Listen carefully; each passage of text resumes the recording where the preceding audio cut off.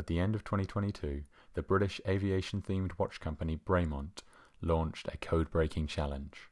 The first person to solve 20 puzzles could enter the Bremont Vault and would win their latest watch. Now, some of these were riddles, some of them were codes to break, and some of them were questions that you just had to look on the website to find the answers to. I'm going to show you all of the questions and all of the solutions. Feel free to pause before I reveal the answers if you want to have a go at breaking the codes yourself. So since we've got 20 questions to get through, let's get to it. Question 1. An emergency landing, and with the help of this farmer, Bremont was created. So from the website you find out that the company founders were forced to land their 1930s biplane in a farmer's field in France, and that farmer's name was Antoine Bremont. To repay him for his hospitality, they named their entire company after him. So the answer to the first question is Antoine. Question 2. He hailed from Exeter, but with a lever he escaped. Again, browsing the website will give you the watchmaking knowledge you need to answer this question. So mechanical watches and clocks have a part called a lever escapement. That controls the transfer of energy from the power source, be that a spring or a pendulum, to the counting mechanism. This is actually the part of a watch or clock that ticks. The inventor of the lever escapement was the Exeter-born Thomas Mudge. So Thomas Mudge is the answer to the second question. Question 3. The first flight 4 years before World War II has great significance for the Bremont family. This is another Bremont company question here. In 1995, the founder's father was killed in an aviation accident. The aircraft he was flying at the time was a Harvard, which first flew in 1935. So the answer to this question is Harvard. Question 4. On one hand, 1,440 times in a prograde motion, and on another hand, much higher. But how many times in a cycle? Okay, on one hand and on the other hand refer to the hands of a clock or a watch. Now, 1,440 is the number of minutes in a day, that's 60 times 24, and the question asks for another hand of the clock with a much higher number. So the answer is the number of seconds in a day, so that's 24 times 60, which is 86,400. Question 5. The paw without an oar, with a commander with no domain. So this is the first of the wordplay puzzles. The paw without an oar means you have to take the OR off paw, leaving you with PO. The domain refers to a website domain, such as .com. So for the commander with no domain, we remove the com, and that leaves us with MANDER. Pomander is the name of the world's first watch, created in 1505 by Peter Henlein in Nuremberg. And that is the answer to our question, Pomander. Question 6. Grouped first, but the 55th periodically. The accuracy is unrivaled. Now the word periodically points us to the periodic table. So the 55th element on the periodic table, or the element with the atomic number 55, is cesium. That also happens to be in group 1. Now cesium is the element that allows atomic clocks to be so accurate. Some of these clocks are so accurate that they'll only lose 1 second in 1,000 years, which is amazing. So the answer to our question is cesium. Question 7. Gem varieties of this mineral keep us moving forward.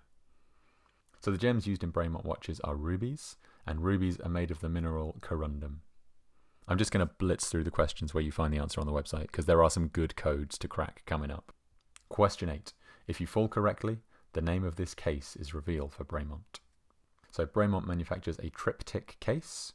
So a fall is a trip, correctly is a tick. The answer is triptych.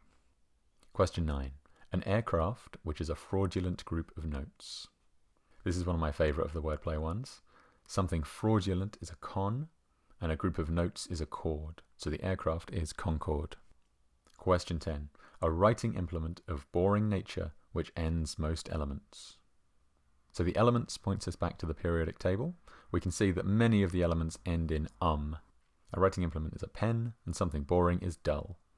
So putting them all together we get pendulum. The answer is pendulum. Question 11.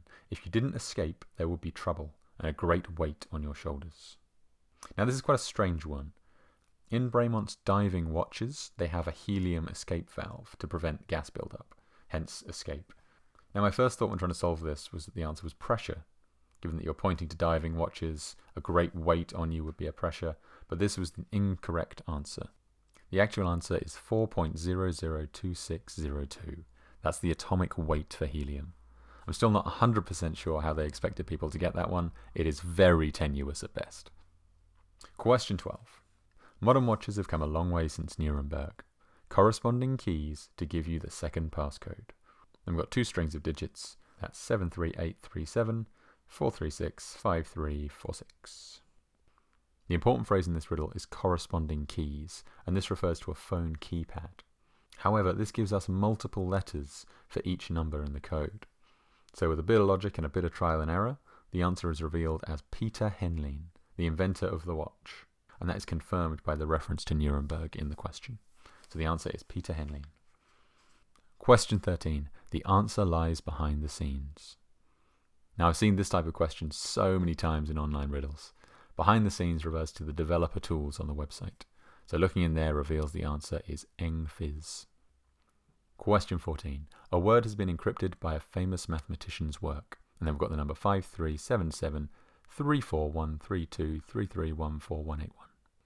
Now, I think this is my favourite code from the Bremont riddles.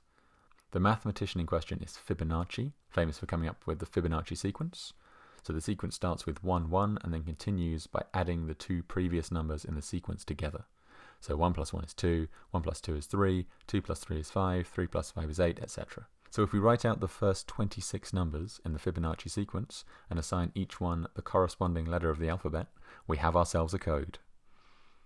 Now we just have to figure out how the encoded word breaks down into 7 chunks, since we know we're looking for a 7-letter word, and then translate those numbers into letters to reveal the answer, which is enigmas. This was a fun one to solve. I went through quite a few mathematicians before I landed on Fibonacci. Question 15. An amateur horologist has encrypted a message by continually using a 3-letter passphrase inspired by a related work. And then we've got some encoded text. Now, there's a number of codes that use a passphrase, but the one in use here is the Vigenère cipher. So this code is an extension of the Caesar cipher. Instead of shifting the alphabet once to encode your message, you come up with a passcode, such as bean, and then using a Vigenère square, you find the first letter of your passcode, B, and encode the first letter of your message from that row. Then you find the second letter of your passcode, and encode the second letter of your message using that row, and so on and so on and so on, repeating the letters of the passcode over and over until the message is completely encoded. So to decode our message, we need to figure out the passphrase. We're looking for a 3-letter passphrase related to watches or to time. Now the passcode here is GMT, Greenwich Mean Time. And taking our encoded message and decoding it using these 3 rows on the Vigenère square, it decodes to John Harrison rules the waves. And that is definitely how I found the answer. I definitely didn't just use a Vigenère solver online. That would be wrong of me. That's not what I did. I did it the old pen and paper way. That's how I did it. Anyway, John Harrison solved the longitude problem by inventing a timepiece called the marine chronometer. So our answer is John Harrison rules the waves. Question 16 reads, I am emailing you to discuss itinerary for lectures this week. At 1500, I will present a discussion on fundamental constants. At 1530, there will be a Q&A on uniform spacetime. From 1745, I will present on the accuracy of Schwarzschild radii with evidence. We shall finish at 2100 with a lecture during dinner. The next day will be much the same. I will share my work on non-relativistic physics at 1500. At 1530, a discussion on supernovae and the early universe, followed by individual questions at 1745, where we finish. Regards, S.H. And then underneath, we've got what looks like a pigpen cipher, but deciphering it using the pigpen cipher gives us nothing. Originally, when I read this paragraph, I thought S.H. was Sherlock Holmes, but it quickly becomes clear when you look at all the physics references that S.H. is Stephen Hawking. Now, this is another excellent hidden message. There are 2 important things to notice here. Firstly, that each lecture subject has 1 letter of a different font. So if you look at fundamental constants, you'll see that the C looks slightly different from the rest of the letters. And the same is true for the U in uniform spacetime, and for a number of others throughout the paragraph. And the second key to this puzzle is that the symbols correspond to the hands on a clock, and these match up with the times that are written in the paragraph. So the first one is 9 o'clock, and at 9 p.m. there'll be a lecture. Lecture has an L in a different font, so the first letter is L. The second clock is 3:30, so we take the U from uniform spacetime, and so on. The dots next to the symbols mean that they are coming from the second day or from the second paragraph, and if we do this for all of the symbols, it gives us the word Lucasian. and Stephen Hawking was the Lucasian Professor of Mathematics at Cambridge. So Lucasian is our answer. Question 17. It's in all the questions. The answers will spell out the password. So here we have this crossword-esque puzzle, and the answers are, going down the list, touch is tactile, sunlight is solar, universal constant coupling energy and temperature is Boltzmann. That's another physics term, the Boltzmann constant. To escape or hide is to abscond. To remove a limb is to amputate. Something said to be true everywhere is universal. A farm vehicle is a tractor. And described when in intense pain is agony. Now we've got the completed grid. How do we find the answer? Well, let's look at the clues again. The number of words in each clue tells us which letter we need from the answer. So touch is one word, so we take the T from tactile. Sunlight is 2 words, so we take the O from solar. And putting all of these together all the way down the list, we get Tom Curry. Tom Curry is an England rugby player and, of course, a Bremont ambassador, and he is the answer to question 17. Question 18. Solve this cipher to answer the question. So this is a Caesar cipher with a shift of 3, and decoded it reads this. The first question is a substitution cipher. Which Bremont would support the Battle of Britain? So Bremont makes a watch that actually contains a part of a Spitfire, and of course the Spitfire was very important during the Battle of Britain, so the answer is Spitfire. Question 19. Alternative once, without the emergency room visit in your home country. So an emergency room is the ER, and home country points to native. So removing ER and NATIVE from alternative, we are left with alt once. Now this is another puzzle that requires some browsing on the Bremont website. They make a watch called the alt 1-C, and that is the answer to our question. Question 20. The final question looks like just a jumble of letters. The first thing to notice here is that the top row starts with an A, ends with a Z, and contains 26 letters. So this is the alphabet we'll be using to crack this code. So using this alphabet to solve the substitution cipher below, it decodes as the answer to this question is Bremont. What a very predictable answer for the final and deciding question. So you then type in the code from the bottom of the screen, and that unlocks the vault and enters you into the competition. So all in all, quite a mixed bag of puzzles from the Bremont vault, I think. There were some fantastic codes, some good wordplay, and then quite a few where you just had to look around on the website. And that's completely understandable.